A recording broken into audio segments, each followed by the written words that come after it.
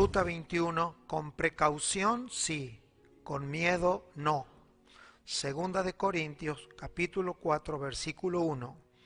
Por lo cual, teniendo nosotros este ministerio, según la misericordia que hemos recibido, no desmayamos. Sobresalte esa palabra o escríbala para tenerla como un ancla a donde vamos a regresar algunas veces. Antes bien, renunciamos a lo oculto y vergonzoso, no andando con astucia ni adulterando la palabra de Dios, sino por la manifestación de la verdad, recomendándonos a toda conciencia humana delante de Dios. Pero si nuestro evangelio está aún encubierto, entre los que se pierden está encubierto. Esta porción significa si está entre tapas y da la idea de un libro cerrado. Si el evangelio está cerrado para nosotros, entre los que se pierden también estará cerrado, en los cuales, por causa de estar cerrado, el Dios de este siglo cegó el entendimiento de los incrédulos, para que no les resplandezca la luz del Evangelio de la gloria de Cristo, el cual es la imagen de Dios, porque no nos predicamos a nosotros mismos, sino a Jesucristo como Señor, y a nosotros como vuestros siervos por amor de Jesús. Porque Dios, que mandó que de las tinieblas resplandeciese la luz, es el que resplandeció en nuestros corazones para iluminación del conocimiento de la gloria de Dios en la faz de Jesucristo. Pero tenemos este tesoro en vasos de barro, para que la excelencia del poder sea de Dios y no de nosotros, que estamos atribulados en todo, mas no angustiados, en apuros, mas no desesperados, perseguidos, mas no desamparados, derribados, pero no destruidos, llevando en el cuerpo siempre, por todas partes, la muerte de Jesús, para que también la vida de Jesús se manifieste en nuestros cuerpos. Porque nosotros que vivimos siempre estamos entregados a muerte por causa de Jesús, para que también la vida de Jesús se manifieste en nuestra carne mortal. En el momento en que la palabra sea recibida por todos los que están en diferentes lugares del mundo conectados, sepan que nos hemos preparado hasta donde podemos muchísimo para esta noche. Cuando predicamos el Evangelio, a veces es un vuelo rasante. Pasamos por algunos temas rápidamente, porque parte de la predicación del Evangelio es predicar cosas abiertas y que el Espíritu de Dios dé entendimiento, orando al Señor para que sean entendibles aquello que creemos que corresponde a nuestra edificación hoy y a todos los que oyen. El Evangelio nos llega más en forma de visión que en forma de audición. Estamos configurados por naturaleza biológica y espiritual a que nos quede más lo que vemos que lo que oímos. De hecho, que hay un dicho popular que dice que una imagen vale más que 1000 palabras. Eso que suena natural también es espiritual.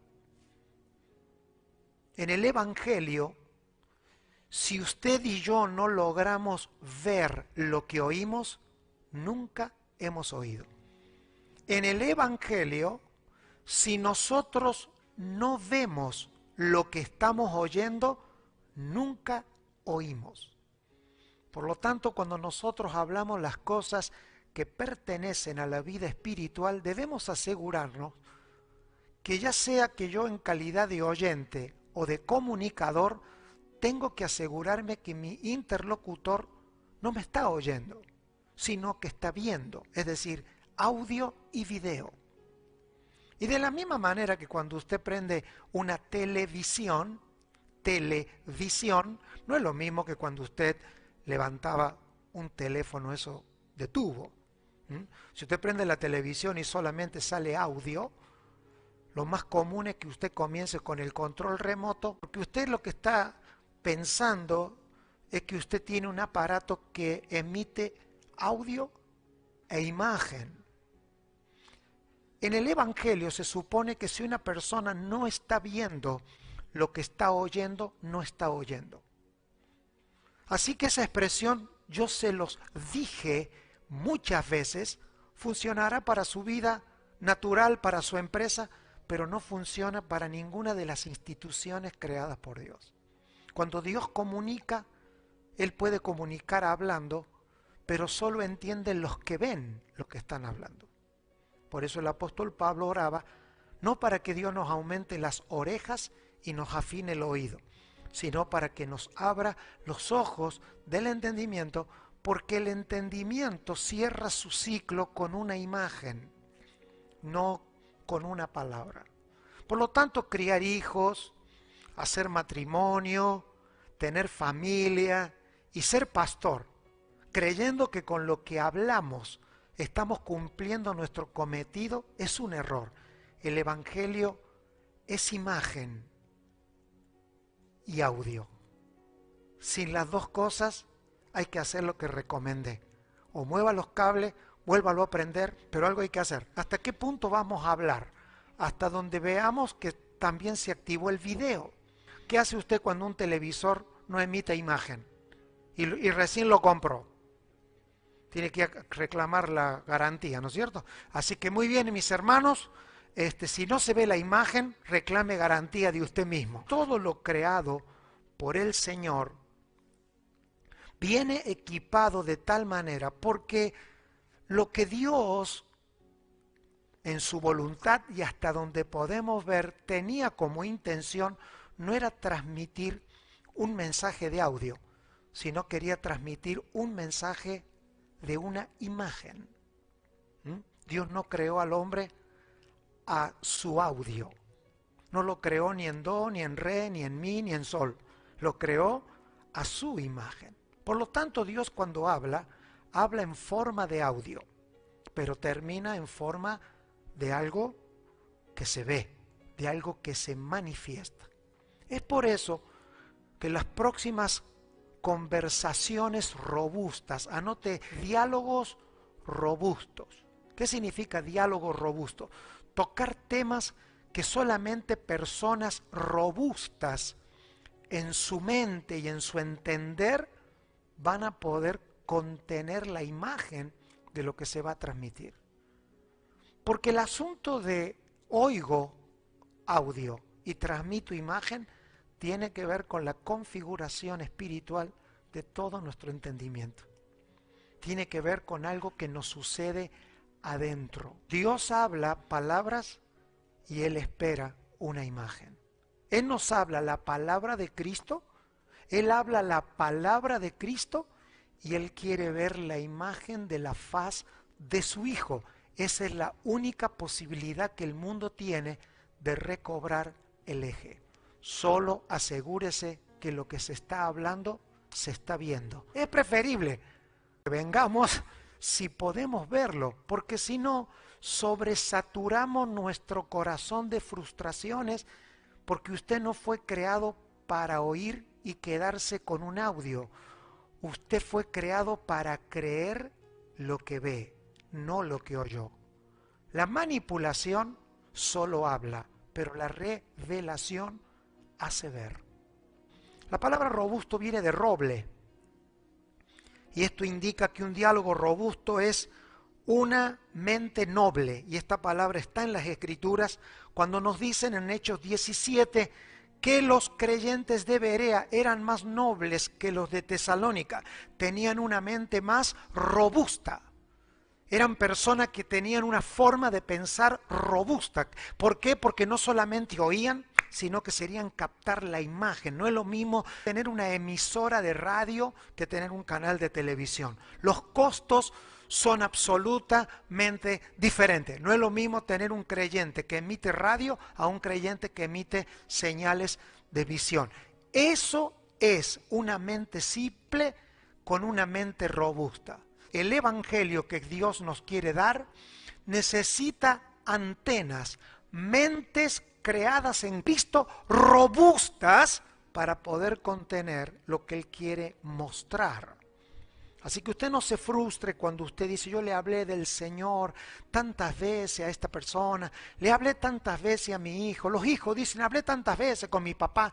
Y parece ser que las conversaciones nunca terminan a un buen puerto. Porque cada vez que hablamos cosas espirituales debemos de orar que Dios las haga ver, porque el sonido lo podemos transmitir nosotros, pero a la imagen la transmite el Señor. Así que usted va a terminar siendo lo que ve. Personas oyendo 4 años a un predicador darle buenas noticias. Y de pronto dice, ¿y qué le pasó? Que no lo veo más. Es que un día vine y vi algo que no fue exactamente lo que estaba oyendo. A lo mejor vio un gesto, vio una acción, y la imagen que vio pudo más que todo lo que oyó. Esto confirma que la configuración del ser humano es, somos lo que vemos, no solo lo que oímos. Una mente robusta es una mente fuerte, recia, resistente, vigorosa. ¿Su antónimo cuál es? Débil, frágil. Dice el diccionario que robusto es el que tiene salud recia, cuerpo fuerte, alguien que está relacionado con una mente fornida y saludable. Por eso es que el roble se usa para cosas muy importantes y de gran duración. Un barco se construye de roble. Los durmientes para las vías del tren se construían de robles. ¿Por qué? Porque de esa madera noble usted puede poner cosas robustas. El roble puede soportar su inmersión en el agua y también las vibraciones. Así que, ¿quiénes son los hijos de Dios que van a poder hablar los asuntos eternos? Mentes nobles. Conversaciones robustas. Te va a pasar de radio a TV, porque ahora lo va a ver, no solo oír. Mire, Dios puede fortalecer una mente débil. El tema es si usted está claro hoy de oír algo robusto que realmente produzca una transformación en nuestra vida. Toda persona en la Biblia que pudo ver lo que Dios hablaba nunca regresó a su casa de la misma manera, nunca. Nuestras vidas acomodadas, opacas, en blanco y negro, en tu mundo de control, si usted lo quiere agarrar allí con el cinturón de seguridad, pues usted y yo nos iremos igual que vinimos. Pero si nosotros estamos buscando que lo eterno se manifieste en nuestra vida, tenemos que clamar de tal manera, y yo lo hago en esta hora, Señor, ayúdame a que todo mi ser interior sea robusto para no solamente tener lo endeble de un sonido, sino transportar la imagen que este mundo necesita en tiempo tan complejo. Hoy una imagen se está quedando con todos los libros. Por eso hoy las noticias con una imagen están trastornando y produciendo en el mundo más daño que el daño que quieren transmitir. ¿Por qué? Porque una imagen de una pandemia puede más que un virus que usted no ha visto todavía, porque ve la imagen, aunque no vea el virus. Con precaución, pero sin miedo. ¿Sabe cuál es el límite entre la precaución y el miedo? Que entres a un lugar a donde todo está oscuro, hay ruidos y usted no ve. O cuando se corta la luz, 3 de la mañana, una tormenta, truenos, rayos, todo oscuro. Empieza a sentir, es la puerta que siempre usted nunca quiso aceitar. No se diga, ¡ay, qué será eso! El fantasma. No, es la puerta que usted nunca arregló, el aceite que nunca puso, solo que ahora, con la oscuridad, todo su mundo de imaginación y el mío giran. ¿Qué diferencia hay entre un cementerio y una calle pública de tu ciudad? Que el cementerio es más seguro. Solo que el miedo hace que lo seguro se convierta en temor. ¿Por qué? Por la imagen que tenemos construida en nosotros. Cuando predicamos el Evangelio, ¿a quiénes? A veces a mentes débiles, para que seamos fortalecidos. Pero hay mensajes que son para mentes robustas y oramos al Señor para que eso suceda entre nosotros. Una de las cosas que estamos comprendiendo en el Señor y que debemos ver, y no en forma de teología, sino en forma espiritual. Por eso las personas que vivieron en el tiempo de Jesús, aquellos que no solamente oyeron al Señor, sino que lo vieron en el Espíritu. Tú eres el Cristo, el Hijo del Dios viviente. Hay personas siempre que Dios les accede a esa gracia, que puedan ver lo que oyen. Mentes robustas y otras casuales, que serían las dos alternativas. Mente casual, mente robusta. Las mentes robustas son intencionales. Quiero ser sumergido, quiero estar a donde todo vibre y no romperme, y quiero estar a donde puedo trascender más allá del ámbito húmedo en el que vivo. En esa mente robusta vamos a poner un primer pensamiento hoy. Cuando Dios creó al hombre, lo creó equipado para una condición de vida.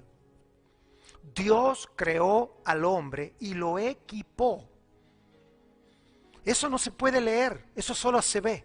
Oremos al Señor para que Dios nos permita ver el primer Adán cuando fue creado por Dios.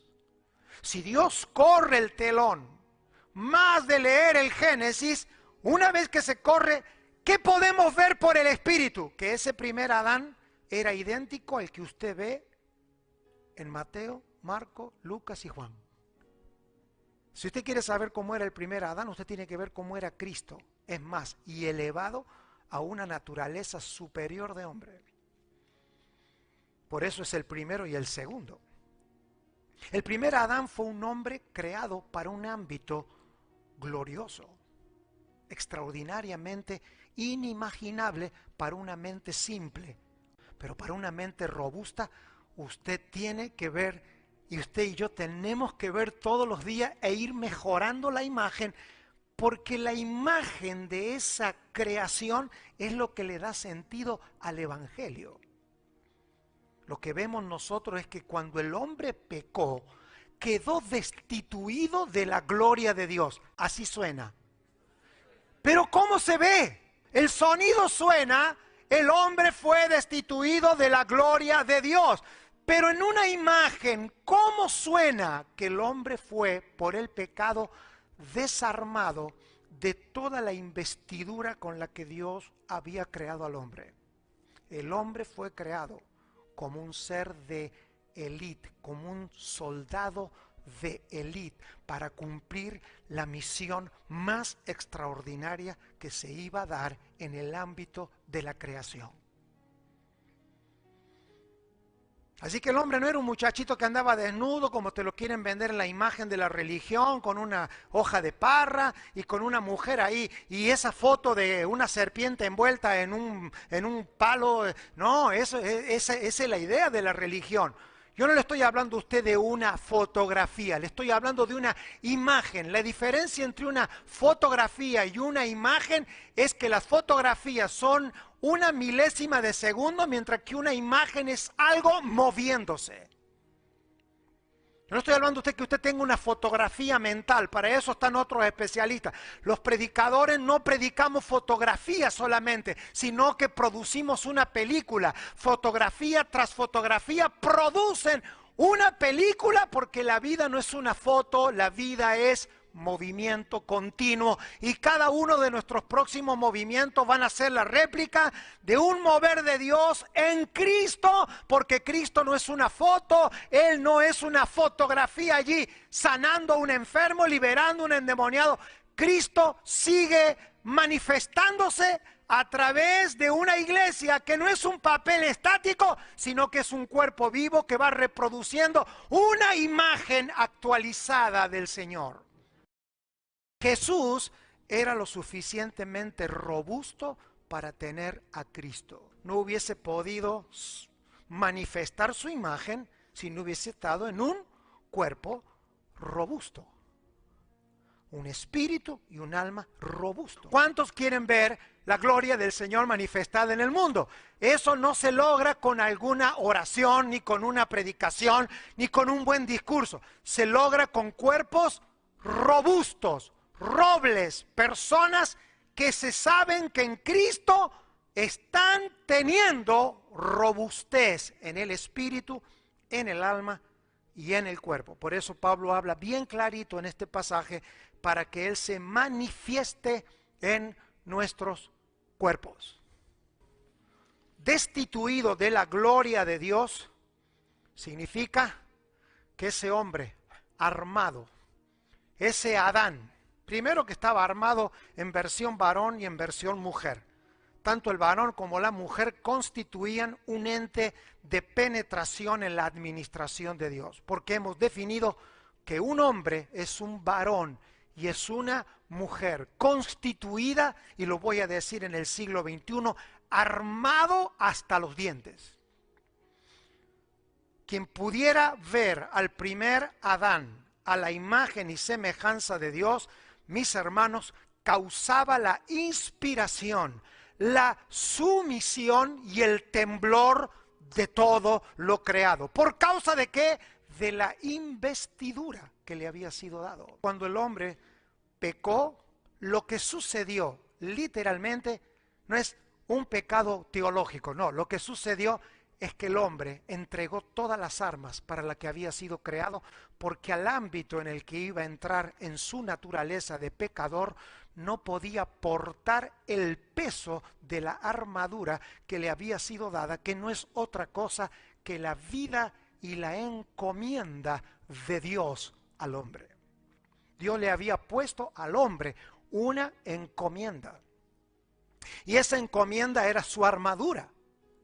Esa encomienda era como el soldado que está preparado. Adán no era un soldado raso, era alguien a quien Dios había capacitado, y esa vestidura de un soldado de élite la conocemos como la gloria de Dios.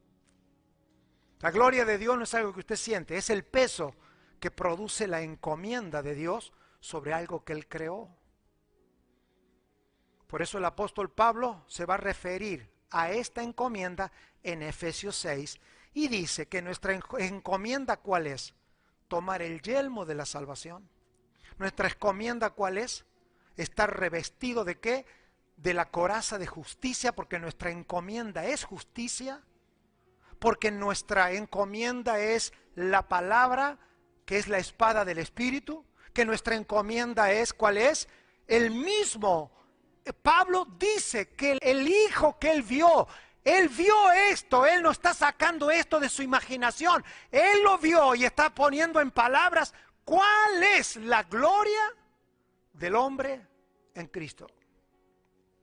Así como lo era para un soldado romano expresar la gloria de su formación militar, la gloria de Roma, así Pablo está hablándole a personas que a lo mejor a usted un uniforme no le representa nada, hasta que algún día alguien haya tenido el privilegio, como yo lo he tenido, de llevar un uniforme, a donde ponerse ese uniforme no representa una ideología política de los comandantes de turno, sino que representa la patria, la nación, la vida, por aquello que cuando te lo pones pierdes el temor. La militancia en el Señor no es otra cosa que manifestar la gloria de Dios, que es el equipamiento de un hombre, de una mujer, con vestiduras de élite para la tarea que Dios nos ha encomendado.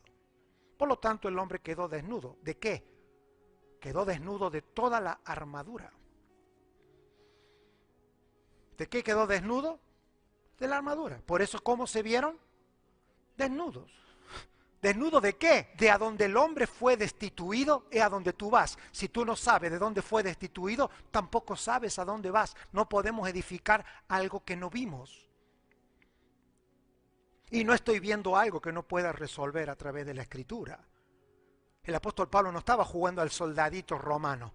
Él estaba diciendo en una cárcel, al ver al soldado romano parado, de esta manera, hermanos de Éfeso, debemos de ser vestidos. Ahí está el hombre vestido en el término de una palabra. Busque una imagen, tropa de élite, soldado de élite. Y usted se va a dar cuenta que lo que Dios tiene para usted no es la vida de un creyente raso, con una mente liviana. El hombre y la mujer que quiere ver en estos días la luz de Dios va a tener que forjar su mentalidad en una mente robusta, y que podamos mudarnos de una vida, toda la vida llorando y padeciendo, a convertirnos en creyentes robustos, que estamos robustos para poder contener nuevamente la fortaleza de Dios, para que aquello para lo cual Dios diseñó al hombre en esta generación, no nos muramos todo con ideologías audibles, sino que podamos expresar la imagen de Dios, volver a su casa como un hombre, como una mujer de élite, que ha sido entrenada y va a ser fortalecida y ejercida en el Señor, todo lo que sea necesario para aportar la vida del Señor, para que el equipamiento y la gloria de Dios no nos rompa, sino que exprese como hijos de Dios la gloria que el Señor nos ha dado. Uno de los daños colaterales que produjo y directos que produjo la mentira y el engaño es que afectó al hombre en toda su biología. El pecado del hombre en el hombre afectó toda su estructura, espíritu, alma y cuerpo. ¿Qué? Espíritu, alma y cuerpo. O sea, el pecado fue un daño estructural. Hoy estamos por el espíritu. Si usted captura de una manera robusta que Dios va a producir algo a los 3 niveles en nuestra vida: fortalecidos en el espíritu, entendidos en nuestra mente y expresando en el cuerpo, como decía Pablo, la gloria del Señor. No hay razón de que si usted va a militar en la fe que es del Hijo de Dios y va a pelear la batalla de la fe que crea con mente robusta, hoy habrá sanidad para su cuerpo, habrá liberación para todos los conflictos que hay en la mente, situaciones personales. Dios va a traer luz, pero la luz que trae Dios no puede usted poner tensión de 2000 vatios en una lamparita de 10. Mis hermanos, hay que entender que Dios va a iluminar, porque dice, si esto está cerrado para nosotros, está cerrado para el mundo. ¿Sabe por qué el mundo habla tonterías livianas? ¿Sabe por qué usted ahora pululan en la televisión los programas a donde están los panelistas que todo opinan? Y uno que no sabe ni qué piensa, agarra a un médico y le hace pregunta, agarra a un abogado y le hace pregunta. Ese es el mundo que en los años 90 anunciábamos que vendría. Ya estos programas estaban en algún lugar del mundo. Cuando las mentes se hacen livianas, todo el mundo opina, todo el mundo da su razón de ser y hacen poner en ridículo al que sabe. Mis hermanos, nosotros no estamos aquí para opinar, estamos para tener una mente robusta, la mente de Cristo, porque Dios no quiere opinar sobre ti, Él quiere transformar nuestra vida en una expresión de su gloria, y para eso hace falta gente robusta. El hombre, cuando creyó a la mentira, se desajustó a nivel del temor y del miedo. Y hoy quiero los próximos minutos hablar de esta tropa de élite. El primer asunto que debe de resolver alguien que quiere y que queremos, yo primero, resolver nuestras vidas, para que la gloria que Dios quiera manifestar no sea la manipulación de un predicador. Y usted de acá a 30 años sea la misma persona hueca, sin sentido, solo que ahora está metida dentro de una congregación, sea de la religión que sea. Dios no nos mandó a eso. Dios nos mandó a equipar a los santos, a que sean llenos del Espíritu Santo. Y ser lleno del Espíritu Santo es algo concreto. Ser lleno del Espíritu Santo es ver en el Espíritu las vestiduras que Dios quiere darme. Por lo tanto, me voy a entrenar para que esas vestiduras no me queden desajustados a lo que Dios me quiere dar. La intención de Dios es que seamos responsables en el entrenamiento, seamos responsables en el discipulado. Entrenamiento es, si tú no logras después de un tiempo un creyente de élite con una mente robusta, al cual usted lo pueda mandar por el mundo, ir por todo el mundo, porque usted le puede decir a los discípulos de Jesús que lo negaron, que fueron flojitos, pero hoy quiero hacerte ver por el Espíritu lo que Dios nos ha mostrado. Ellos, independientemente de todas nuestras críticas que hemos hecho, que eran esto, que decían los otros, los tipos creyeron que podían ir por el mundo cuando ni siquiera sabían que el mundo era redondo. Eso se llama fe. Hasta los días de Jesús los hombres creían que la tierra era plana y llegaba hasta donde Roma había llegado. No es que andaban con un planiferio ni ponían la mano sobre un planiferio. No. Ellos creían que el mundo era hasta donde podían llegar. Y a donde había llegado Roma, allí llegarían con el Evangelio. Tú tienes que saber cuál es la Roma presente. La Roma presente no es el sistema político. La Roma presente no es la pandemia. La Roma presente no es un gobernante de algún lugar del mundo medio enloquecido, ni el presidente de Argentina, ni la vicepresidente. Roma hoy es todos los sistemas que tienen al hombre debilitado en todo su ser. Pero el Espíritu de Dios dice, el que recibe la palabra, una vida robusta se va a levantar y en medio de la oscuridad va a brillar la luz del Señor. Una de las cosas que al hombre le ha costado encontrar es cuál es la línea exacta entre el temor sano y el pecado del miedo. ¿Cuál es la línea en que no tengamos que tomarnos 5 horas para decir, mire, el temor es bueno, el miedo es malo? La pregunta es, ¿quién pone la raya?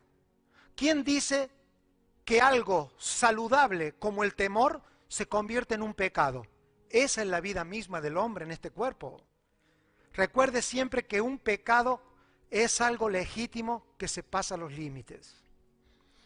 Si usted quiere definir qué es un pecado, defínalo así. Pecado es un deseo legítimo del hombre que se pasa el límite gobernable por Dios. Usted no va a encontrar ningún pecado que no tenga raíz en algo legítimo. Un pecado siempre es un deseo legítimo que se pasa la línea. ¿Qué es adulterio y fornicación? El deseo legítimo de la sexualidad fuera de los límites. Santidad no es el arte de no haga, sino de traer los deseos del hombre al gobierno y a la gloria de Dios. Santificación no es no lo debes hacer, sino debes de hacerlo en el rango establecido por el reino de Dios. El reino de Dios no viene a traer leyes a tu vida, viene a traer a mi vida gobierno, límites, porque la única manera de ser libres es saber dónde están los límites. Tú no puedes jugar al fútbol global y ser parte de un equipo mundial que va a jugar por la Copa del Mundo y no tener las rayas blancas. Ningún jugador de élite te jugaría en una cancha verde con 3 palos, con un pullover haciendo de palo o un suéter haciendo de arco. Un jugador de élite nunca saldría a predicar el evangelio si no le han sido revelados los límites del reino. No sabríamos predicar el evangelio si no supiéramos nuestros propios límites. ¿Por qué? Porque no somos creyentes haciendo lo que sentimos, sino aquello a donde Dios nos ha puesto. Pablo dice, no les he predicado el evangelio ni a todos lados ni a todas las personas. ¿Por qué? Porque él había visto no solamente el evangelio, sino que había visto los límites. Yo creo que el hombre fue sacado de la gloria de Dios, fue desarmado, fue desnudado, cual soldado ha sido sacado del ejército y ha caído rendido ante un enemigo. Estamos hablando con el primer dolor que queremos tratar. ¿Por qué? Porque el temor se está matando a la gente hoy en el mundo. Es por eso que tenemos que entender por qué precaución y no miedo. Porque lo que más se ha comido al hombre es el miedo. Precaución, ¿qué significa? Vigilar de antemano, tomar medidas antes, asegurarse, anticiparse a un hecho peligroso. Esta palabra precaución es una palabra llena de exactitud. Uno para hacer precaución tiene que ver con exactitud, de prever con exactitud. Y ya que estamos hablando de una ruta, precaución no es frenar cuando yo quiero. Precaución no es me paro en la ruta cuando yo quiero. Precaución es que tienes control de un vehículo y te mueves exactamente para adelantarte o para frenarte. Tomas medidas precautorias para que el viaje sea seguro. Precaución sí, miedo no. ¿Qué es miedo? Fobia. ¿Cuándo es temor y cuándo es miedo? Se lo dije, mentes robustas. Tenemos que aprender a tener una mente robusta para oír a Dios. Porque el Señor cuando te hable de una precaución te lo dirá en forma de oído, pero usted lo verá en forma de línea. Usted va a recibir una palabra, por ejemplo, cuidado. Usted la va a recibir en forma de sonido, pero Dios se la va a mostrar con una imagen. Tiene que saber que lo que hablamos en Dios, si no va acompañado de la imagen correcta, es como estar recibiendo el audio de canal 8 y estar emitiendo la imagen del canal 12. ¿Sabe qué es? Confusión. Si el libro no está abierto adentro, estará cerrado afuera. Por eso tenemos que definir qué es vida espiritual. La vida espiritual es toda la vida humana, espíritu, alma y cuerpo. Por favor. Esto es clave que usted lo defina. No hay gente que me dice, mire, no le vengo a comunicar algo espiritual, solo vengo a decirle algo humano. Estoy enfermo, tengo un cáncer, me duele la cabeza. ¿Quién le dijo a usted que porque sea cuerpo no es espiritual? Ahí está el engaño. ¿Eso por qué? Porque la mente no está robusta para entender que nuestro espíritu, alma y cuerpo es todo espiritual. Porque Dios es espiritual y Él ha hecho todas las cosas espirituales. Y en la medida que todo nuestro ser no sea espiritual, no va a acceder a Dios, porque Dios es espíritu. Y Pablo lo aclara, que nuestro cuerpo es templo del Espíritu Santo y que nuestra mente tiene que ser absorbida por la mente de Cristo y nuestro espíritu debe de nacer de nuevo. Entonces, cuando el espíritu, el alma y el cuerpo funcionan como tres estandartes, Dios santifique por completo espíritu, alma y cuerpo, ¿qué vamos a tener allí? Una persona robusta, lista para recibir el peso de gloria, que es poderte ver que de a donde el pecado te sacó y me sacó, Dios nos quiere restituir, solamente que la última versión de Dios no es el primer Adán, es el postrer Adán, que es más elevado porque éste no puede vivir de otro árbol que no sea la vida misma de Dios. Sigo creyendo que el cuerpo humano es la parábola perdida, porque el cuerpo humano es el último estadio para acceder a una plenitud de vida espiritual. Es más, creo que todos nosotros deberíamos de estudiar el cuerpo humano porque tú habitas uno.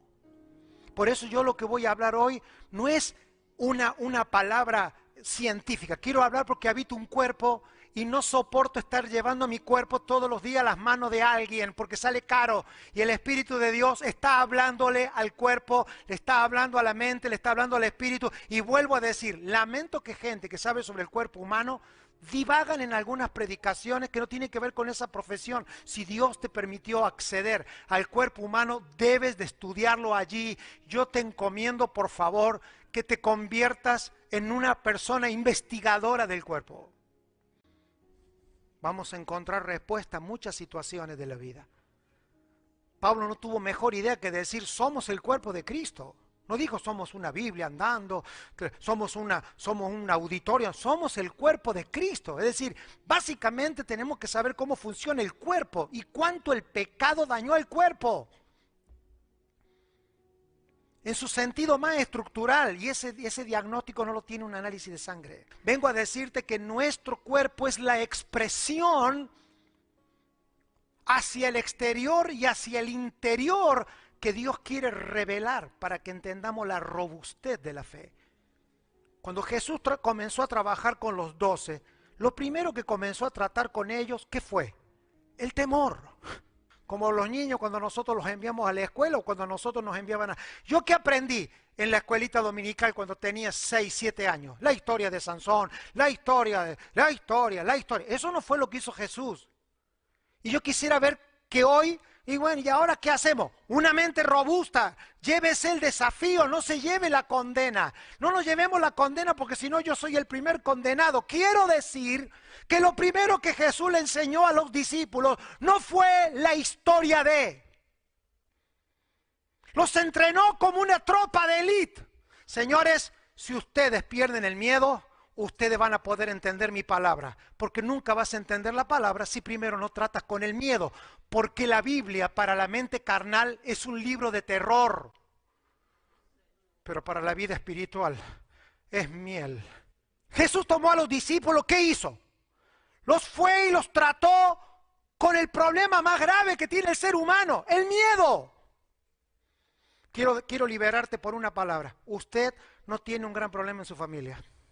¿Lo está minimizando? No, lo estoy poniendo por debajo de la verdad que quiero predicar. El problema del Señor no era la condición de esa gente. Jesús no vino a suplir la necesidad de la gente. Vino a demostrar que cuando pierdes el miedo, tú ya comienzas a vivir una gloria en tu vida. El miedo nos deja fuera de juego. El miedo te hace jugar en una cancha a donde nadie está viendo. Porque el miedo generalmente te lleva a un mundo que ni siquiera es real. Y el evangelio que predicamos no trata con el miedo. Usted nunca ni yo oímos el evangelio. Estamos atribulados, mas no angustiados.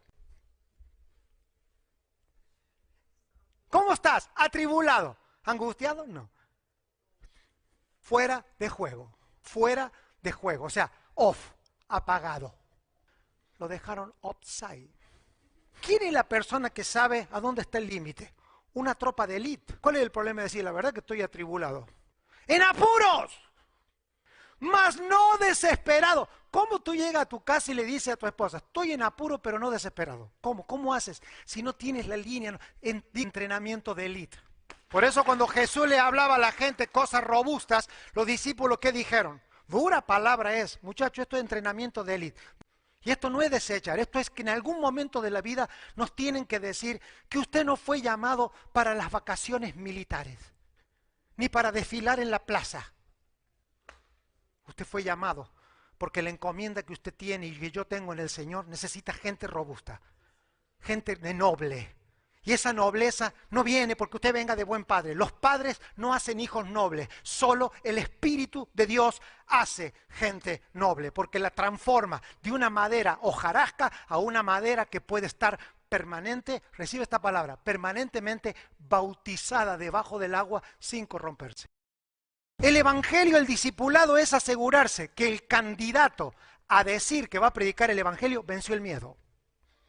Porque si hay algo que las tinieblas te huelen cuando usted predica el evangelio, si usted tiene miedo o no. Usted puede tener la Biblia en todas las versiones habidas y por haber, tener el iPad, ser pastor de una iglesia, pero si usted y yo tenemos miedo de la comisión que tenemos, mis hermanos, lo único que quedamos es hablando tonterías y embarrando en oscuridad al mundo sin Dios. ¿Cuáles son las posibilidades reales que usted y yo tenemos de ver nuestro fruto en el Señor? Que usted y yo hayamos ampliado nuestros niveles de miedo, hemos bajado nuestro zócalo del temor exagerado, del miedo, de la fobia. Y esto tiene que ver con algo biológico. ¿Por qué el Señor primero no los llamó a los 12 y les dijo, ahora recíbanme a mí como su Salvador? ¿Por qué no les dijo, bueno, si ustedes quieren ser mis discípulos, ustedes tienen que saberse todo el Pentateuco? Acá donde veo yo el cambio de la reforma que creo que algunos de los que estamos aquí no queremos experimentar. Porque usted y yo sabemos más de cosas que nos dan miedo a temor de Dios. ¿Y sabe qué cambia a un Einstein de un potencial estudiante que nunca llegó a ser? Mentes robustas. ¿Cuál es el primer paso para una mente robusta? No tener miedo. La gente que baja el nivel de miedo pierde enemigos. Muchos de los enemigos que los creyentes vemos son inventados en el imaginario del miedo. Está comprobado de que la mayoría de las cosas que usted le tiene miedo no van a suceder. El 80% de las cosas que usted le tiene miedo no van a suceder. Pero usted y yo la vivimos como que va a suceder. Lo primero que el Evangelio trae sobre su vida es liberación del miedo. El miedo es contagioso y crea un ciclo tenebroso de tinieblas. Pablo no dice que era un negacionista, ¿no? ¿Qué dijo? Estamos atribulados, no angustiados, en apuro, más no desesperados, perseguidos, más no desamparados. Es un proceso. Si usted quiere dejarle una herencia a sus hijos, no le deje miedo. El problema de sus hijos en el futuro no será dinero. El problema del futuro de sus hijos no va a ser el mundo, ni las drogas. El problema del futuro es el mismo que el del pasado. Desde el día que el hombre fue quitado, el hombre se convirtió en un ser con miedo. Y Dios nunca le dio una encomienda celestial a alguien con miedo. Nunca. El evangelio antimiedo. Si nosotros pudiéramos pensar en un mundo sin miedos, no tendríamos más enemigos. Esto es entrenamiento de élite. Esto es tomarse los próximos 5 años de su vida, morir a todos y ser cristiano en serio. El factor predominante de un hijo de Dios en los próximos años. Yo hoy quiero enrolarme por lo menos con ustedes. Ayúdenme, por favor. Ayúdenme, exhórtenme, ayúdenme en mis miedos. ¡Hey! ¡Juan! Y me cita el mensaje de hoy. Qué linda vergüenza ser librado por un hermano antes que ser comido por las enfermedades que produce el miedo. Vive la vida en fe. ¿Cuál es tu seguridad económica para el futuro? ¿Cuál es tu seguridad matrimonial para el futuro? ¿Cuál es la seguridad de que tu esposo, tu esposa, tus hijos te van a armar? ¿Dónde tienes tu seguridad y yo la mía? Solo en una mente robusta que puede enfrentar la muerte y continuar con la encomienda.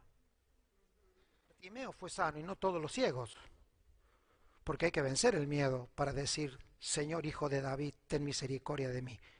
Porque eso significaba identificarse con el judío que todo el mundo esperaba y quería encontrar para matarlo. No era una proclama, era en riesgo. Había que vencer el temor para estar ciego y aún gritar y que no te corten la cabeza. Yo me voy a ir de este lugar por la palabra predicada, arrebatándole, pero no a Dios. Yo a Dios no le tengo nada que arrebatar. ¡A mis miedos! A Filipenses 4:13 no hay que relatarlo, hay que comérselo. ¿Qué significa la palabra élite? La palabra élite significa elegir. Un elegido. Y el Señor lo eligió. No como una pera entre medio de las peras podridas. No como una manzana linda en medio de manzana. Usted fue elegido desde antes y elegida desde antes de la fundación del mundo. No para ser un mendigo en este planeta Tierra, sino para ver cómo todas las cosas creadas vuelven a los hijos de la élite. De esa élite que se sabe elegido, como dice Pablo, y no nos predicamos nosotros mismos, más bien nos presentamos como siervos de ustedes. Pero en un punto tienes que saber que Dios te ha elegido. El problema del mundo no es solamente el COVID, son los niveles de temores que se despiertan en nosotros, los miedos, el círculo de qué va a pasar si me muero, qué va a pasar si me contagio. Cuídese, precaución, precaución. Miedo no, porque tus defensas bajan. Miedo no, porque vas a ver un enemigo donde no lo hay.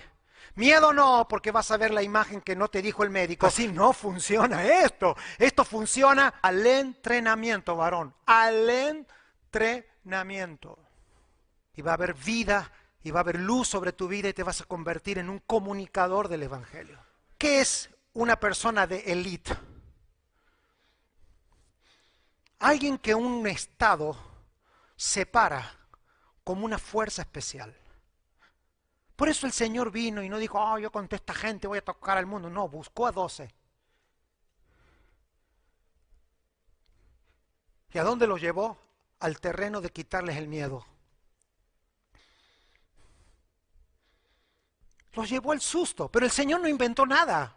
Busqué todos estos versículos con la Biblia en mano, orando al Señor que Él traiga a mi memoria cómo y de qué manera el Señor trató con su gente. Por eso el Señor revierte diciendo que el principio de la sabiduría es el temor a Dios, porque el temor en cualquiera de las dos naturalezas es el que dispara el resto de la vida. Si temes a Dios, vives. Si temes como los hombres, mueres. ¿Qué fue lo que le pasó al hombre? Cuando pecó, le fueron abiertos los ojos de ambos, conocieron que estaban desnudos, entonces se cosieron hojas de higuera y se hicieron delantales. Y dice, y le respondió el hombre a Dios, y oí tu voz en el huerto y tuve miedo. Y ahí se desencadenó la Biblia. Dios cada vez que llamó a un varón o a una mujer, con lo primero que trató con él fue con el miedo. ¿Por qué se edificó la torre de Babel? ¿Cuál fue el razonamiento? Por si fuésemos esparcidos. ¿Haces una torre? ¿Por qué? Por miedo. Cuando un miedo se traduce en un versículo, casi no hay salida de allí. Y Sarai, mujer de Abraham, tomó a Agar su sierva egipcia al cabo de 10 años que había habitado en Abraham en la tierra de Canaán y le dio por mujer a su marido. ¿Por qué la esposa de Abraham le pide a Abraham que se acueste con Agar? Porque tuvo miedo de no tener hijos. Dios no respeta nada que por miedo hayamos acumulado, ganancias, trabajo, todo lo que haya sido por miedo, la vida se encargará de quitártelo, mas lo que se ha edificado en esperanza tiene como fundamento Cristo. ¿Se acuerdan cuando llamó a Moisés? Moisés le dice, a mí no me van a creer. Bueno, vamos a hacer algo para que te crean, porque él al decir que no lo iban a creer, ¿qué tuvo? Si tú sacas la mano de tu bolsillo, ahí que la tienes, y la sacas así y se te pudre la mano, ¿qué sentirías? El miedo solo se va con la misma dosis. El miedo al avión se va subiendo hacia uno, o llegando o no. Pero si tú quieres superar el miedo al avión y a los ascensores, te tienes que subir a uno. Las cosas se van con una pequeña dosis. Tira la vara. Que si usted va caminando por la calle y de pronto una ramita de esa que cortan ahí en su casa cuando podan se convierte en una serpiente. A veces usted diría, oh Dios, aleluya. O le daría miedo. Moisés no servía con miedos. Así que Dios lo vacunó con sus propios miedos. Y Dios que diciendo, Moisés, no puedo hacer historia con un hombre con miedos. No puedo hacer historia. Todo el mundo dice por qué David tenía el corazón de Dios. David tuvo un corazón como el de Dios porque él fue entrenado contra el miedo. Fue un hombre de élite. Le dijo claro a Saúl, yo ya vencí el miedo con osos y leones. David se entrenó con osos y leones. El corazón de Dios no es dame, es entrename.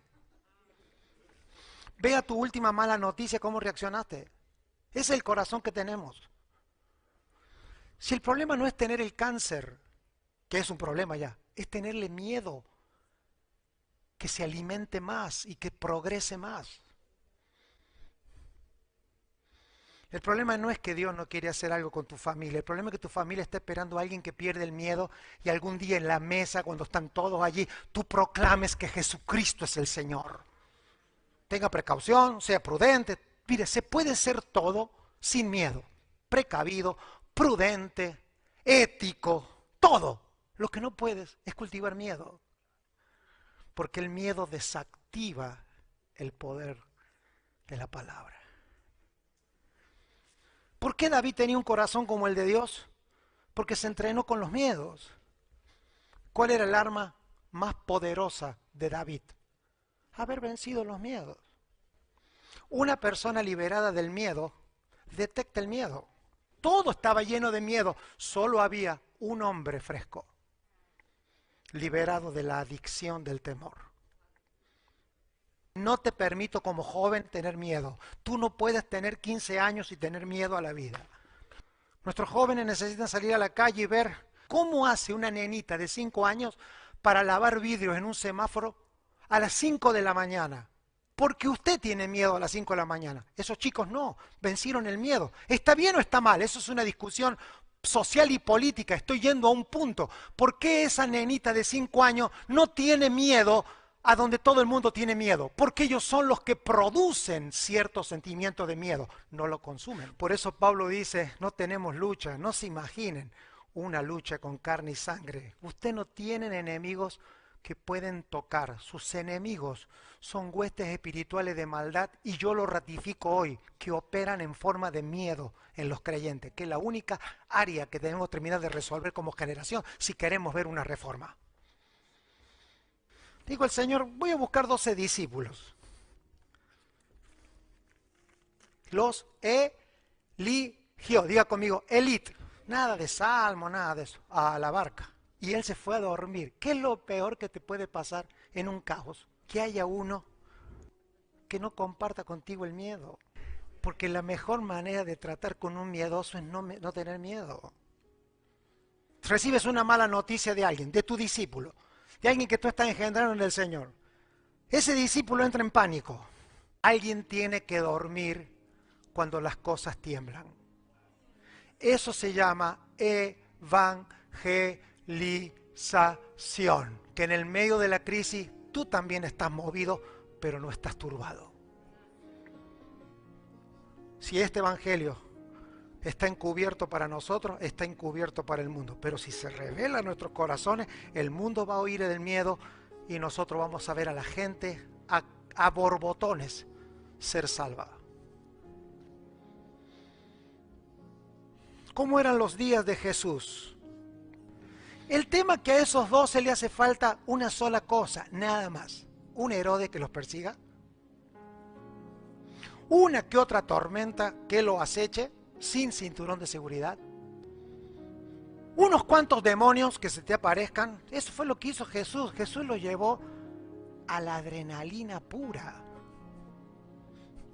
Amados, si el Evangelio no trata con el miedo, todavía la obra de la carne no comenzó a morir en nuestras vidas. Éxito es haber terminado con el miedo, porque cuando el miedo termina, la fe inicia. ¿Cuántos quieren tener fe en Dios? Porque sin fe es imposible agradar a Dios. Amados, la fe empieza cuando el temor se va. No hay comunión entre las tinieblas y la luz. ¿Cómo eran los días de Jesús? No es que me puse a estudiar, los pensé en el espíritu. Eran violentos, el valor humano era bajísimo, a nadie le importara que alguien muriera o no. No había ministerio de salud, no había ministerio de trabajo, no había sindicatos. En medio de ese mundo devaluado, se levantaron 11 personas que antes de saber la Biblia se supieron seguros. No tener miedo no es no tener días tristes. No tener miedo o bajar el miedo significa que en el medio de la tormenta tú sabes a dónde volver con claridad. A cualquiera de nosotros, cualquier noticia que recibamos nos puede dar un shock. Podemos llorar, nos es permitido el luto, la angustia, los dolores. Lo que el Señor dice, quiero que mi hijo saque todo el miedo en forma de vida, porque el miedo es la manera potencial de la mentira y el engaño. Cuando usted dice, ¿cómo me pudo haber engañado una persona? Porque el engaño viene por el miedo. Se lo dice alguien que sabe de esa adicción. Y que no creo que no haya una persona en el mundo que yo conozca que haya terminado con este flagelo. Pero puede comenzar a ver las primicias de una generación sin miedo. Eso se tendrá que ver solo el entrenamiento. Las Fuerzas Armadas, cuando van a tener un soldado para élite, lo primero que se hace, entre los primeros pasos, o sea, ¿cómo se saca de un hombre común un soldado de élite? Demostrando que no tiene miedo a la inmersión. ¿Cómo tú pasas de bañero a buzo? Entrenamiento al miedo. El miedo dañó el cerebro del hombre. No la mente, el cerebro. El cerebro es el manojo de cable, la mente es la corriente que va por el cable. El pecado no dañó la mente del hombre, dañó el cerebro, lo dañó físicamente. Por eso tenemos que averiguar cuál es el miembro del siglo XXI que Dios quiere sanar. El miembro del siglo XXI que Dios quiere sanar se llama, entre otras, el cerebro. Hay una parte del cerebro humano que dispara el miedo. Por eso es que el miedo se va con entrenamiento. Los miedos siguen estando en las iglesias. La gente sigue disparándose con el miedo a todo que da y los seguimos disparando. Cuando hablamos que por qué nos movemos ante la urgencia y no ante la prioridad. Porque el miedo siempre altera lo prioritario por lo urgente. Porque es un disparo de adrenalina tan fuerte que da. Cuando usted y yo percibimos el miedo, sale un chorro de sustancia química al cerebro, que la única manera de hacer que esa sustancia química llegue más lento que antes que produzca miedo es entrenamiento. Por eso cuando quieres saber cómo un creyente va a salir de ser un creyente raso a un creyente elite que se va a convertir en un colaborador y no en un tropiezo, hay que sumergirlo en Cristo. Por eso hay que bautizarse. Esto es el bautismo en agua. ¿Cuántos se han bautizado en agua? Bueno, ahora te voy a decir cuál es el bautismo en Cristo.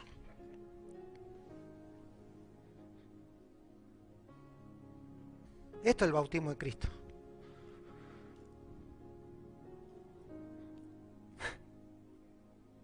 ¿Sabe qué? Hermano, ¿te bautizaste en agua? Mis felicitaciones. ¿Te bautizaste en Cristo? Mide tus niveles de riesgos y tu capacidad de miedo. Aquí hay una fuente de agua que salta para vida eterna. Que en esta noche nos bauticemos en Cristo y nunca más salgamos de allí, porque vamos a quedar dependiendo del aire, del espíritu, del oxígeno que vive de Él. ¿Cuál es el límite del miedo? Cuando la carne se quiere salir de la sepultura de Cristo. Uno de los grandes misterios de la sepultura de un cuerpo es que la sepultura termina cerrando la muerte de una persona. Si pudiera hacerte ver la imagen y yo verla junto con usted, estamos a un miedo resuelto de ver lo que tu espíritu ha mostrado que Dios quiere para ti y para mí. No estamos a un antojo de Dios, estamos a un miedo a crucificar. Discipulado no termina con tu ignorancia bíblica, discipulado termina con nuestros miedos. ¿Por qué llegó el Señor y los demás no? A la cruz. ¿Por qué se fueron todos? Porque el Señor le dijo, de este bautismo solo yo puedo ser bautizado. Pero ustedes también lo van a hacer. Él vino a ser la primicia de aquellos que podían estar 6 horas en una cruz y no dudar de que su elección estaba por encima de su sufrimiento. Por cuanto murió, el temor no se apoderó de él. Todos temieron. La naturaleza tembló, las piedras se quebraron, todo tembló. Pero la tumba no lo pudo contener porque ¿sabe qué es una tumba? Un lugar a donde se cree que hay miedo, pero no hay poder para el que cree en Dios. Por eso, primicia de nuestra creencia es que resucitaremos con el Señor. Siempre que haya sido sembrado una semilla, sin miedo, porque nadie puede ser retenido. La muerte no es el enemigo de las personas. que han sido superados en el miedo. Con precaución, sí, con miedo. ¿Cuántos quieren ser bautizados hoy? Pero esto es sin salida. El bautismo en agua es con salida. El bautismo en Cristo es sin salida. No es me bautizo hoy con el mensaje y salgo allí. No, me bautizo y me quedo. Y si no me puedo quedar, ¿qué digo? Entrénenme. Un apóstol, un pastor, un profeta no es alguien que te enseña la Biblia. Es alguien que no se asusta contigo. Un pastor es un médico que no se asusta como tú y yo del diagnóstico, sino que empieza el proceso. Se supone que el médico no se puede asustar porque él no está para temblar contigo, él está para ayudarte. Porque es un profesional y mientras que más entrenado está, menos miedo tiene. No leamos la Biblia por voraces, entrenémonos. Señor, dame una mente robusta para que no solamente baje el audio, sino que viaje el video. Las imágenes de las tablets están demonizando la cabeza de la humanidad. Pero la imagen de Cristo traerá a las personas a la cordura. Es una guerra de imagen, no es una guerra de palabras. Pablo dice, no hemos venido a ustedes con vanas palabrerías, sino con demostración del poder de Dios. ¿Y qué demostración del poder de Dios? Que aquello que se habla se puede ver en una vida. Anhelo ser la expresión de una imagen y dejar de ser el relator de la Biblia. Yo creo que personas bautizadas en agua hay muchas, pero yo en este tiempo quiero ser bautizado en Cristo, porque de allí no hay que secarse, porque vivimos en las corrientes de su vida. Tenemos que aprender esto. Tu armadura es tu entrenamiento en Cristo. La gente que ora más continuamente, que lo hace de manera disciplinada. Las personas que absorben su vida, además de divertirse en la palabra, son personas más robustas.